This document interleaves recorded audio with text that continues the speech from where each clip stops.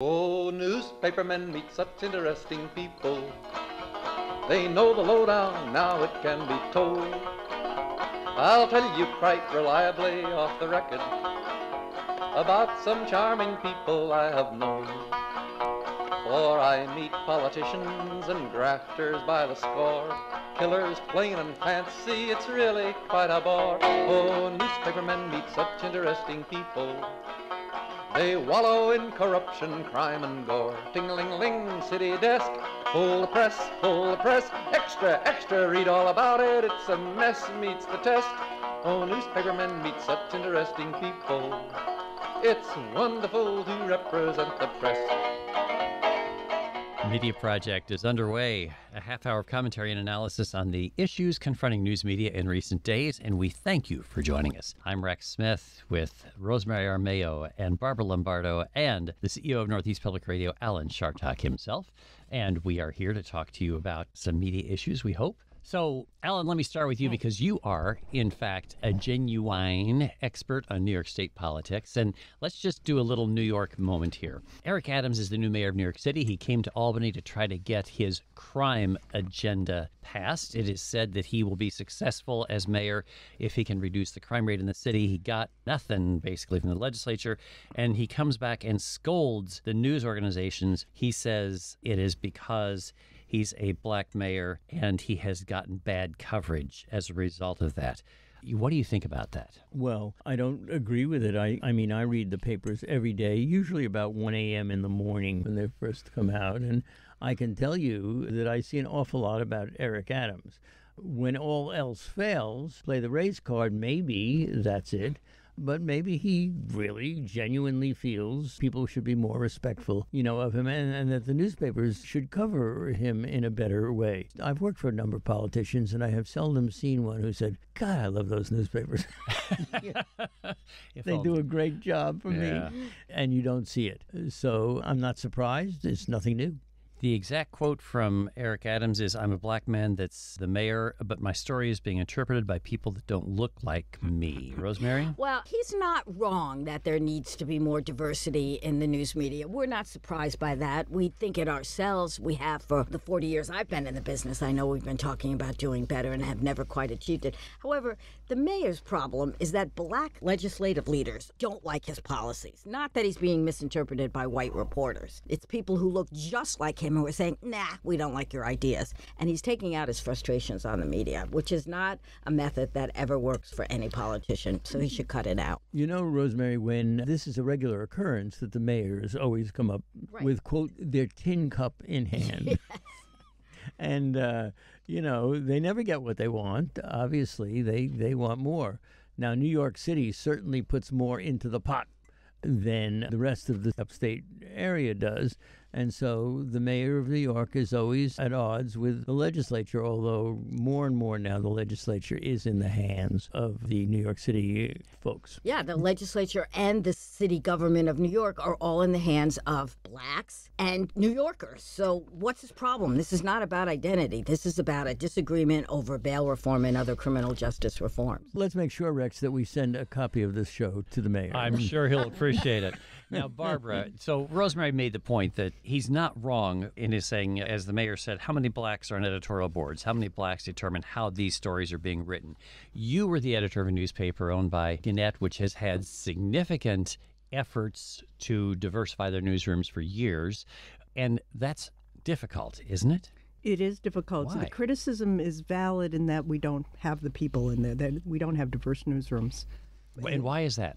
Why is that? I think that in small towns, in small cities even, which you would experience even on the Times Union's level in Albany, that there are opportunities for minorities to work in more interesting, lively, bigger, challenging places and make more money because they are in demand. And if you have a family, do you want to bring a family? Do you want to work somewhere where there are no other people or very few other people who look like you? I think that is the crux of the problem. And the difficulty, I used to go to workshops, in fact, when I was the editor of the Times Union, on specifically aimed at helping editors figure out, A, how to diversify their workforce, and B, how to cover many diverse communities, Asians, East Asians, Native Americans. And it's always been difficult. Finding people who are willing to come to Albany, New York to be reporters, actually just finding reporters is these days difficult. And, it's depressing because it hasn't gotten any better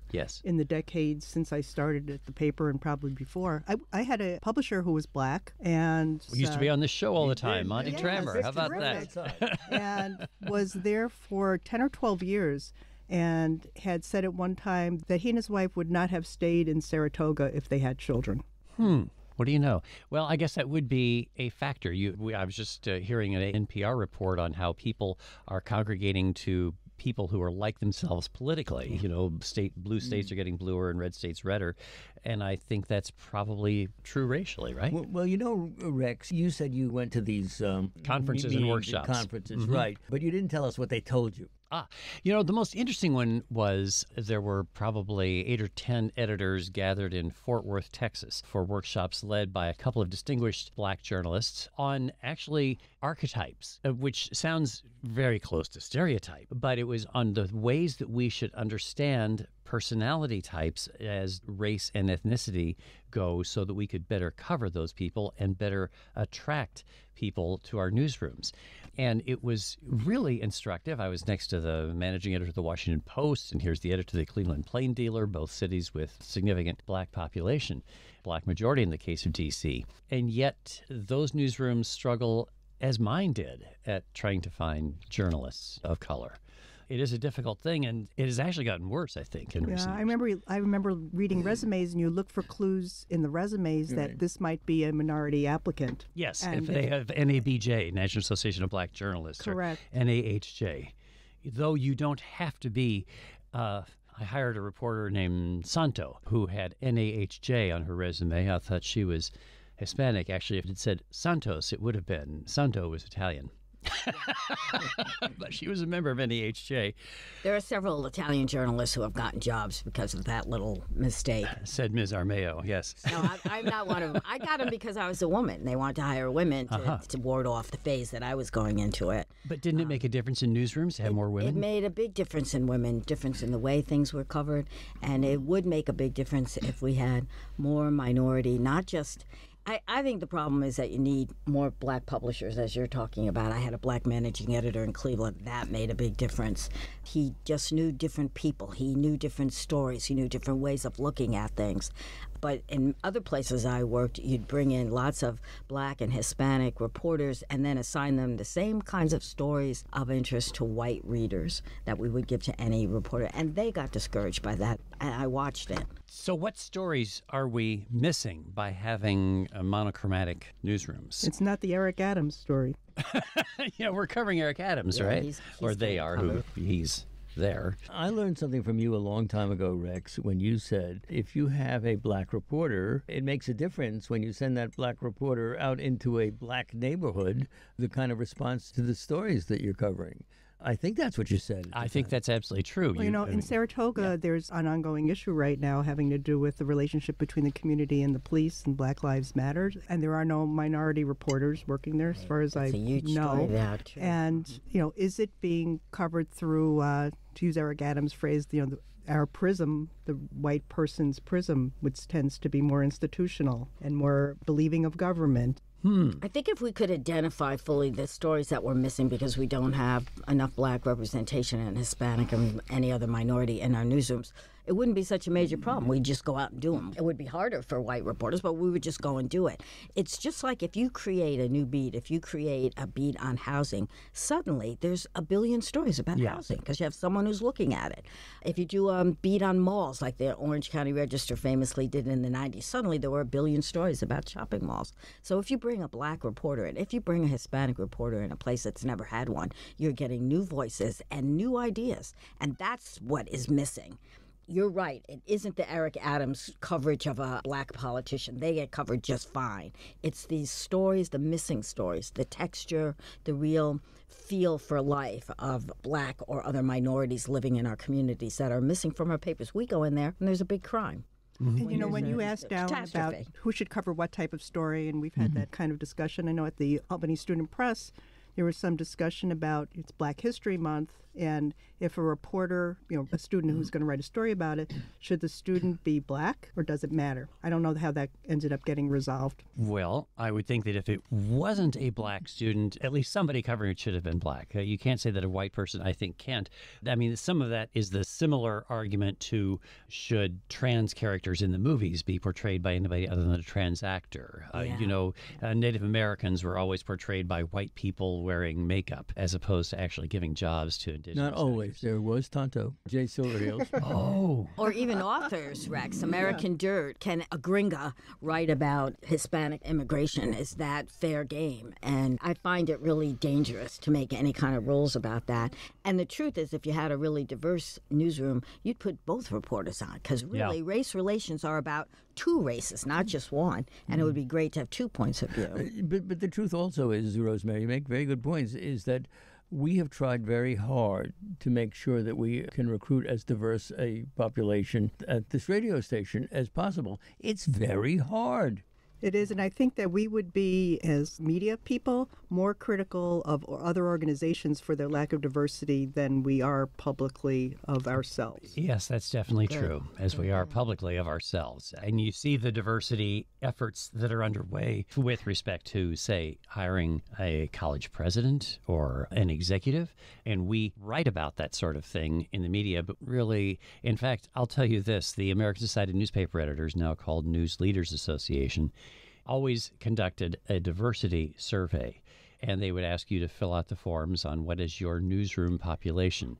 And as my newsroom shrank during the 18 years that I was the editor of the Times-Union, my newsroom constricted as the face of journalism changed. My numbers got worse, and I actually stopped filling out the census, as did all the other editors. It's interesting. They ended up giving up the census last year, I think, because editors were simply not cooperating because the numbers were just too embarrassing. So there's a little admission of guilt. But what you have to do, I think, if you're hiring, and this is true not only in journalism, but anywhere, you have to insist on finding diverse candidates. Not that you're always going to hire for diversity, but there have to be candidates who are people of color and used to be women. Now most of the reporters coming to you are, in fact, women. Most newsrooms are predominantly women, I think. So how come?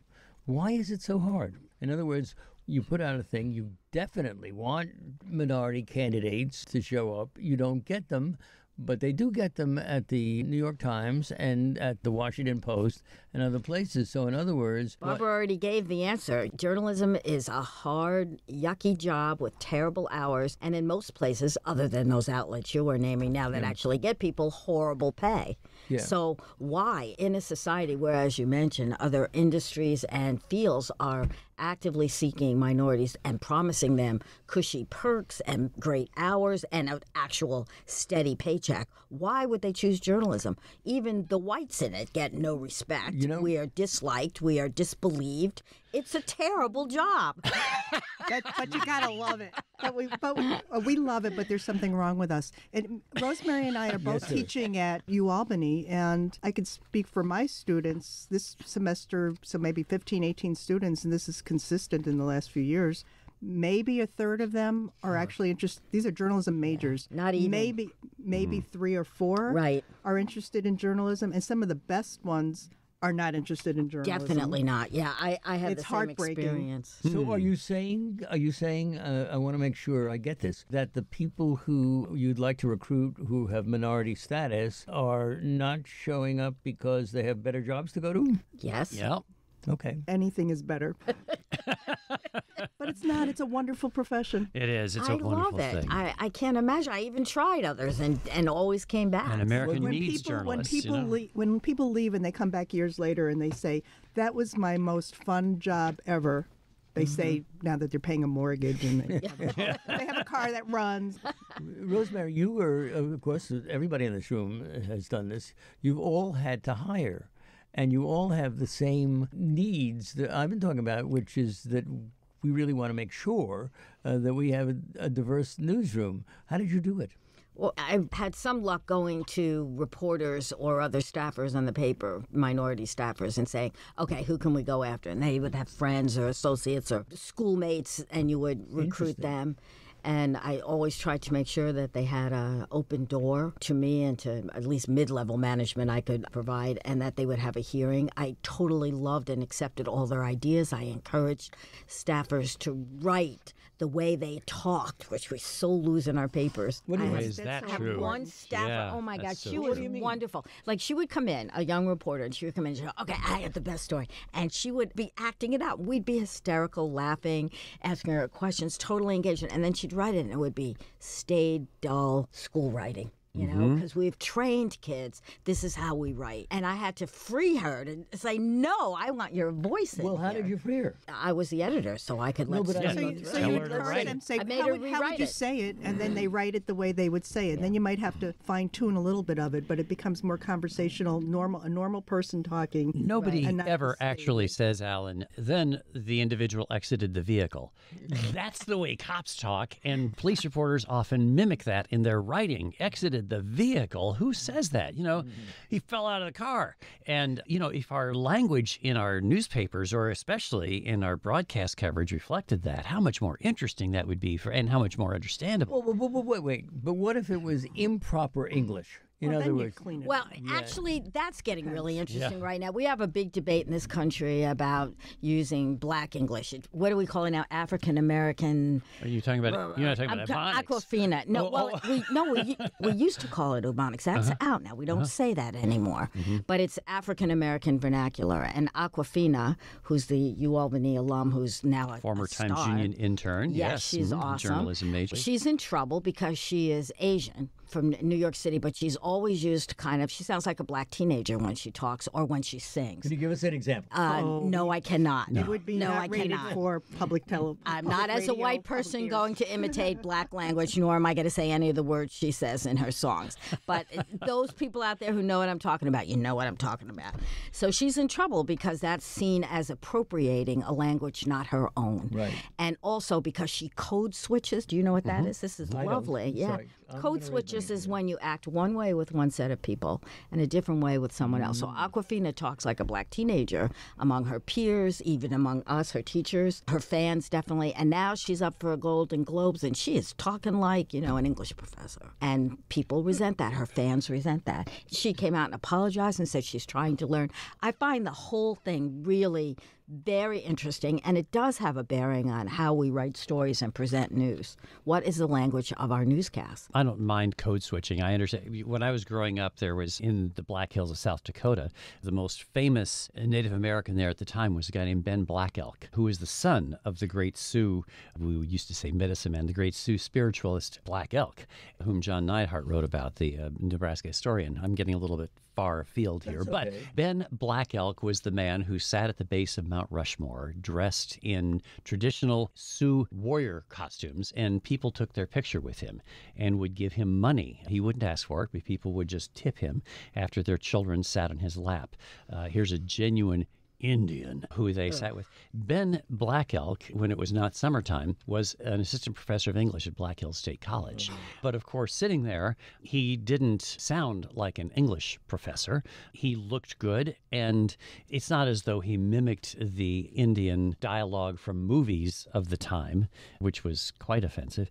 But anyway, I don't think that it is for us to tell somebody what is the appropriate way for a black person to speak or for an Asian person to comport themselves in their Asian community, but it sure is wonderful when in the journalism world we actually convey that, when somebody actually writes it in a way that people can hear it or see it. That's really terrific. It's really true. Gives it And authenticity. I think it's also good that we're just open to this. We used to insist our style books reflect this, that this is the only way you write it. And it was a straitjacket. It was definitely white-centered.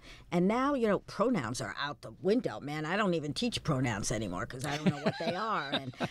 And words that used to be slang or improper are now routinely used, woke being a good example.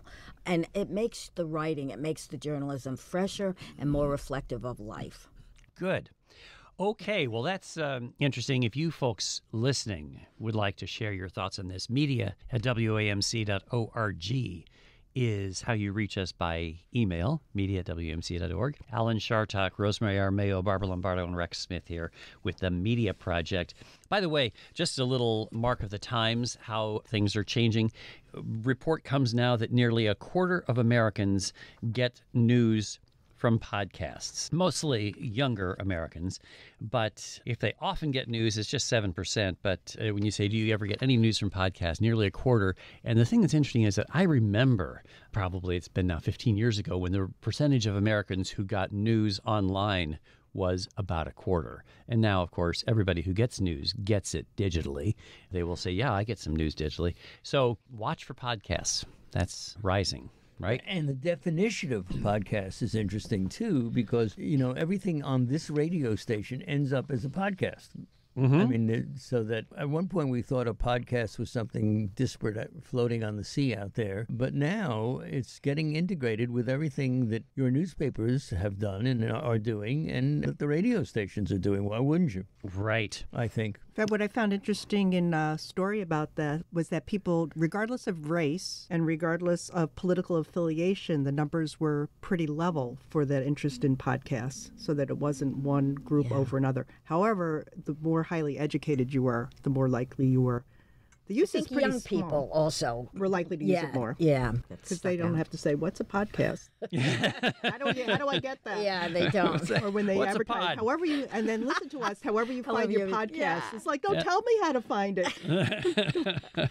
What can you do? We're showing our dinosaur ship. Yeah. I know how to do it now. Speaking of dinosaur ship, just to further track before we go on to the next topic, newspaper circulation. America's top 25 newspapers, the 25 largest newspapers over the last 2 years, have lost 30% of their print sales. Print is no longer... There are only 25 newspapers now that have more than 100,000 circulation. There used to be more than 100. I remember because mine was right about number 100 at just over 100,000 circulation. So this is really interesting. Print is no longer, of course, the dominant form of communication for any of those major titles. You always said that this was coming, Rex. You told us it would happen, and now it's happening. Yeah, which is why this is not the lead story of our show today, because it's not anybody's surprise. Print is going away. I still get a newspaper delivered to my door every day, but not many folks do, right? I do, but this story, it gives those figures, but it doesn't talk about the offset cost of printing and distributing newspapers and what the difference in advertising revenues, what is it costing? So is there an economic reason for newspapers to be unhappy about this drop? Maybe not. Maybe not. Paper used to be the second largest expense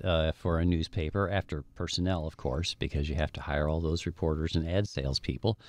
But paper is no longer probably the second highest expense. You're not spending as much on paper. You don't have as many carriers that you have to pay. Gasoline is down, so maybe it's not such a bad thing. So what is it? What is the expense? The expense. Well, people is primarily it, but the second highest would be, unfortunately, you have to pay for digital advertising. If your advertisers want their ads to get out there to where your stories are, if the ads go along with your story onto social media, which is how stuff gets distributed, you're paying that social media site. So your newspaper is paying Facebook. You're paying Google mostly. And those payments are actually what now is really expensive for those print publications. It's a good idea, Rex. I think that newspapers ought to be paying public radio stations for carrying their material. Well, and public radio stations should then be paying newspapers for ripping off our stories. Thank you very much. You've always said... I've heard this before. You've always said that. So there we go. What can you do? Okay, we need to talk about Sarah Palin before this show ends because we don't have much time. And Sarah Palin got kind of a 1-2 punch, First, the judge says, as a matter of law, he would dismiss her lawsuit against the New York Times. And the jury comes back and says, yeah, as a matter of practice, you didn't prove that there was, as the law requires, actual malice or reckless disregard of the truth. And she's surely going to appeal. Alan, any thoughts on poor Sarah Palin? Well, my bet is that anything that gets to the Supreme Court, which has a negative tilt towards the news media, that Court right now is going to be very receptive too. So this is a story that we really ought to be watching. There is a hell of an anti-press attitude among the Trumpistas, and the Supreme Court is now loaded with them. So I think this is a story we ought to be watching carefully. The decision by the judge and by the jury is a 1-2 punch. It was really good. That's a very strong case the Times has going in. Whether it makes it to the Supreme Court is in doubt because of that. However, rarely have we had a 6-3 conservative court with two members, two of that conservative majority, already on record as saying this is a law we need to look at. This is a precedent we want to look at. This is a court who has no problem looking at precedents. And if it's easy to knock down Roe v. Wade, it'll be just as easy to knock down New York Times versus Sullivan in 1964 law. That's why she lost, because she clearly did not meet that standard. But it's the standard itself that's at issue. And what can happen if this gets to the Supreme Court is that they will change it so that only public officials, people elected to office, get the protection that we now have for anybody who's a public figure. Palin was not in office at the time. Her popularity was at a low point. She was saying, I'm not a public figure anymore, so I have the right to a lower standard of libel. They made a mistake, therefore I can sue them. If that happens, that is a terrible, chilling effect on journalism. It makes every story you do about anybody who's not elected a business person who we should be writing about, climate and environmentalist people. If we write about them, we risk being taken to court. Okay, it's a terribly important case. Okay, can I ask you for a big favor because of our audience, some of whom have never heard of New York Times versus Sullivan? That is actually what I mentioned. That is the standard. If you get something wrong, but you did not display actual malice or reckless disregard for the truth, that's the standard established by New York Times v. Sullivan. Right. But only, to be clear, for a public official or elected officials, if you're a regular person. Public figure, any public figure. But let us consider, if you go to the Supreme Court with this, I don't think the Supreme Court's going to grant certiorari. I don't think they're going to get there. I hope so. I hope you're right. But if they do. Let me go down in the other direction. I think because of who this court is, they will grant cert. We are off the charts on time, folks, so we have to go. Alan Chartock, Barbara Lombardo, Rosemary Armao, and Rex Smith, with gratitude to our producer, David Gastina, and you for joining us this week on The Media Project. Such interesting people.